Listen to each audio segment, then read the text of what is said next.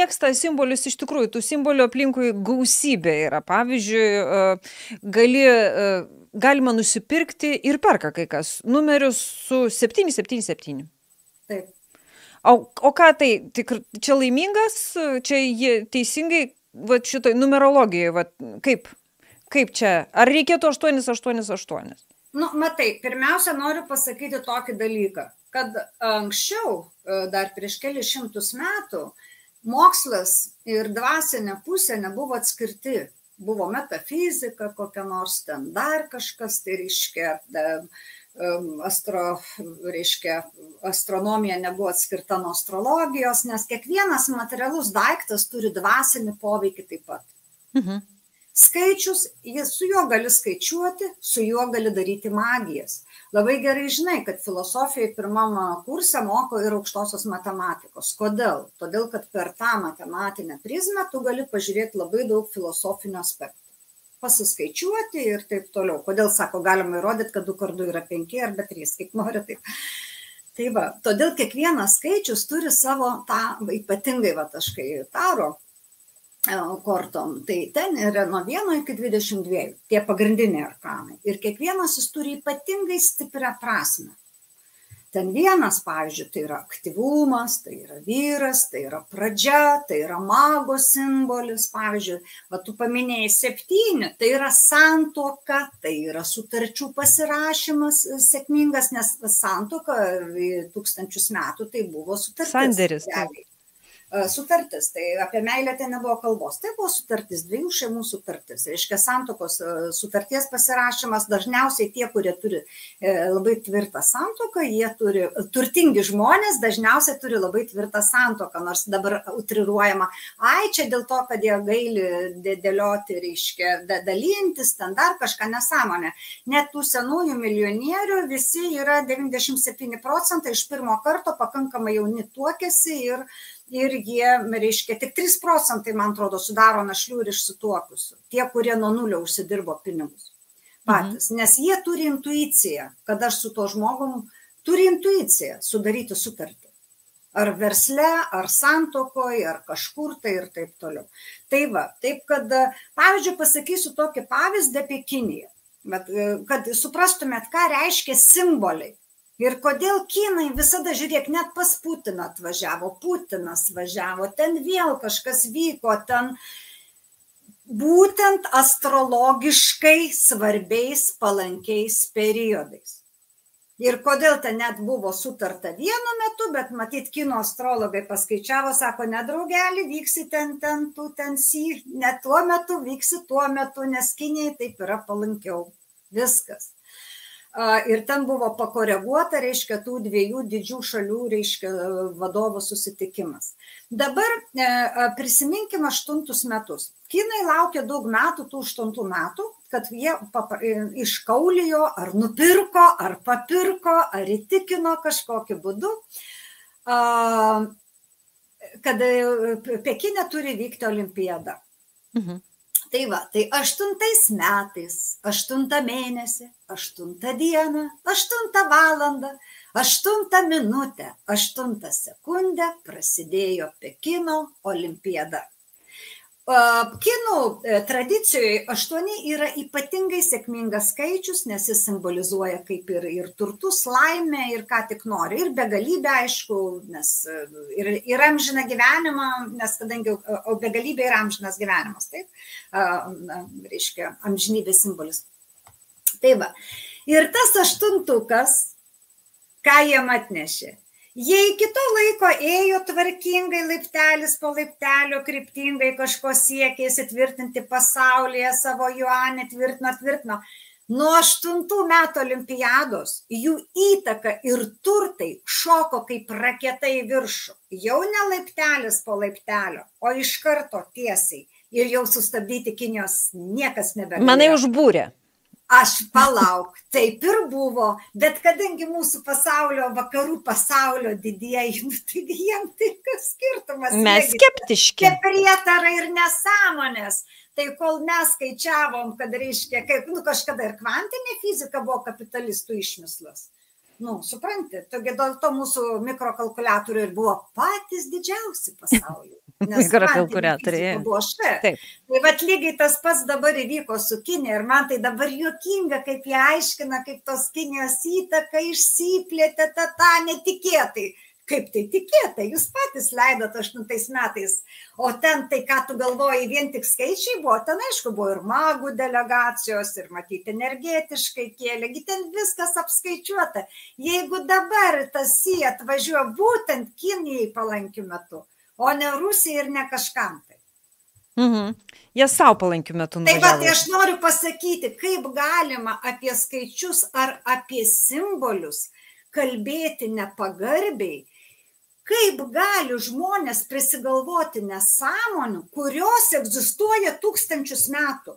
Ir kodėl mums reikia įtikinėti, kad tai yra nesąmonės. Bet palauk, žiūrėk, gerai, sudaužė veidrodį, pamatė save, liga. Bet tai čia briedas. Palauk, ką sudaužė veidrodį? Žmogus sudaužė veidrodį. Yra, kad prieš nelaimę sudūžta veidrodį, sutrūkinėja stiklai, taip. Aš paaiškinsiu, kodėl. Veidrodis, anksčiau veidrodį niekas nenaudodavo buičiai. Tai buvo tik magijos įrankis ir tai buvo dažniausiai nestiklinis, kadangi stiklinis yra labai trapu ir labai taip netvaru. O būdavo naudojami metaliniai, nupoliruotais labai gražiais paviršiais tie veidrodžiai.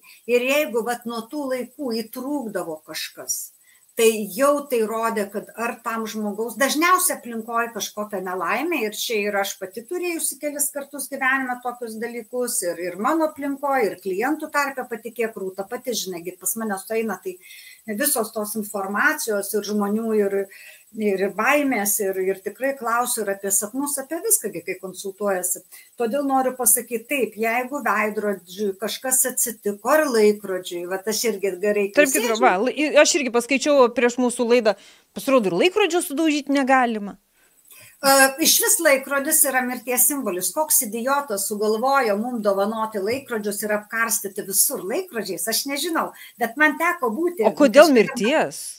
Palauk, kokia čia simbolika? Padovanok Kinijai kiniečių laikrodį, tai supras, kad tu linki mirties. Todėl, kad tai yra skaičiavimas. Atsimink, Rūta, laikas pradeda egzistuoti tik tada, kai atsiranda tas, kas jį suvokia. Ir budistinė malda yra tokia.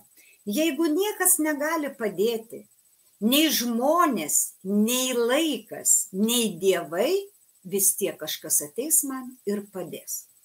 Laikas yra kaip intelektuali institucija įvardinta, ne šiaip saugi. Ir laikas yra, kuo daugiau tu skaičiuoji laiką, to jis labiau bėga. Vaikas ir neskaičiuoja laiko, jis išėjo po balutės taškosi, žaidžia dar kažką, viskas, laikas. Ta diena ilga, dieve, ir kokį dar pietų miegą miegoti, ir vėl pamiegi ir atrodo, kad jau 2 dienos. O kadangi pradedam skaičiuoti laiką ir tokie labai esam punktualūs, ten sekundžių tikslumu, aš irgi šiandien prisijungiau, taip jau punktualiai sekundžių tikslumu, supranti, reiškia, tu degini laiką. Arba, pavyzdžiui, sako, nežinau, vėlgi aš mokslu, kuo toliau, tuo labiau netikiu, žinau, kad visiškai. Bet, sako, kad kuo toliau nuo Žemės, to laikas yra lėtesnis ir jis neegzistuoja, ir į kosmosą žmogus nuskrido ten kažkiek, tai, ar šviesmetį grįžta, žiūri, čia jau visi pasenę numirė, o jis dar toks, koks išskrido, taip? Todėl, kad kosmose nėra to, kas suvokia laiką. Supranti? Ir todėl visi klauso, kodėl tu be laikrodžių? Man teta Australijoje vieną laikrodį padovanojo kitą, labai ten omegas visokias, tikrai jau.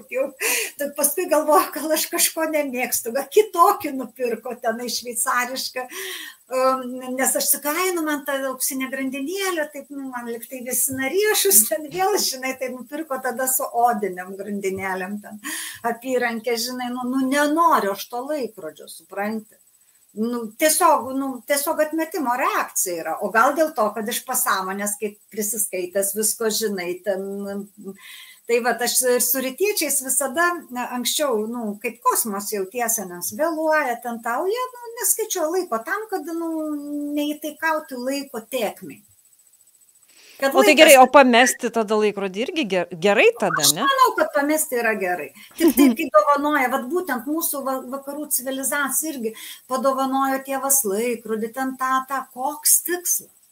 Koks tikslas? Anksčiau užtekdavo laikrodžio ant kiekvieno kampo, nueini Vilniui, ten eini, nevėluoju dar tiek minučių. Vienas laikrodis visai šeimai būdavo, taip, ir dar su bambalu, kad bum, bum, kaip varpai skamba, tai reiškia išvalo energiją. O po to visą tai išsigimė į tokius jau ten, tarp kitko geruose viešbučiuose pasaulyje laikrodžio nėra, nei recepšene niekur. Ir man teko būti 2 kartus tokiuose viešbučiuose, kur nėra, jeigu 4+, man atrodo, žvaigždutės ar nuo 4, ir jeigu tai yra atostoginis viešbutis, tu niekad nepamatysi niekur laikrodžių.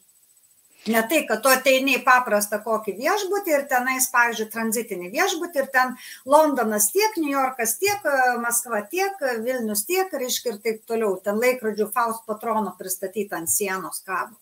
Esi buvus viešbučius. Taip. Tai gerai, kitas dalykas, žiūrėk, man kilo klausimas, mes šnekam apie tokias materijas, tokias ribinės, daužytas veidrodis, dar kažkas. O va tarp tų, kurie su tavim konsultuojasi, yra tų tikinčių mokslų? Yra ir mokslininkų, ir tikinčių mokslų, ir mokslininkų, kurie nebetiki mokslų, visokių yra. Yra ir gydytojų, kurie labai tiki mokslų, ir yra tokių gydytojų klientų, kurie visiškai netiki mokslų. Mano publika labai marga, iš tikrųjų. Aš tikiu todėl, kad aš visai neseniai perskaičiau tokią vieną bylą, kur susijusiu su sena tokia graudi, liūdna, tragiška istorija. Bet ten būtent viskas sukosi apie labai išsilavinusius, techninį išsilavinimą turinčių žmonės, kurie labai rimtai tikėjo šitais dalykais ir tas nuėjo iki liūdnų, jiems nuėjo iki liūdnų dalykų. Tai dėl to ir paklausiau.